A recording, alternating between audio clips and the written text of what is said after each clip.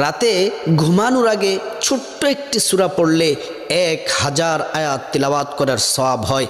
আল্লাহ রসুল সাল্লাল্লাহু আলাইহি ওয়াসাল্লাম সাহাবাদেরকে বললেন, হে আমার প্রাণের সাহাবারা, তোমরা কি প্রতি রাত্রে 1000 আয়াত তিলাওয়াত করে কি তোমরা ঘুমাতে পারবে? সাহাবীরা কেউ ভয়ে হাত তুললেন না। সিদ্দিক আকবর, আবু বকর সিদ্দিক, হজরত ওমর, হজরত ওসমান আলী কেউ হাত তুললেন না। আল্লাহ রসুল সাল্লাল্লাহু আলাইহি ওয়াসাল্লাম বললেন, তোমরা কি কোরআনের সেই ছোট্ট সূরাটি তাকাসুর কি তোমরা কি পাঠ করতে পারো? আবু বকর সিদ্দিক হাত তুললেন, ওসমান আলী, তালহা, সাদ বিন আবি ওয়াক্কাস প্রত্যেকটা সাহাবী হাত তুললেন।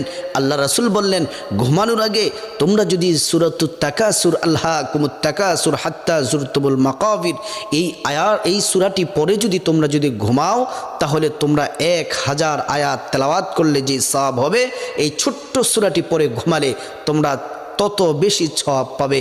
আল্লাহ তাআলা